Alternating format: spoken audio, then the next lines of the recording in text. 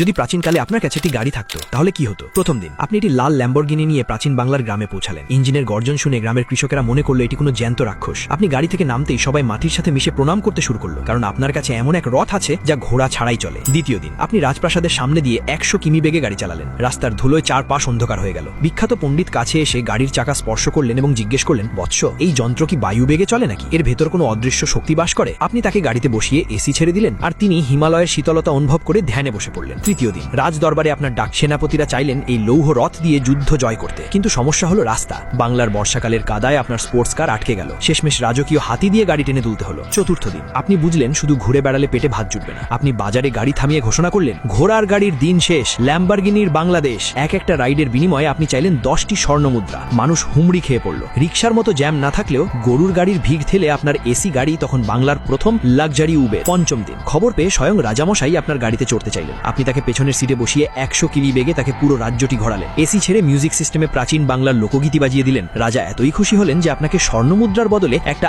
আস্ত গ্রামের জমিদারি লিখে দিলেন। ষষ্ঠ দিন বড় বড় তান্ত্রিকেরা আপনার গাড়ির বনেটে হাত রেখে বোঝার চেষ্টা করলো এই অক্ষয় শক্তি কোত্থেকে আসে। কেউ কেউ ভাবলো এটি কোনো জাদুর কলস। ইতিহাসে লেখা হলো সেই যুগে একজন মানুষ এসেছিলেন যিনি গরুর গাড়ির যুগে সুপার কার চালিয়ে পুরো বাংলার অর্থনীতি পাল্টে দিয়েছিলেন।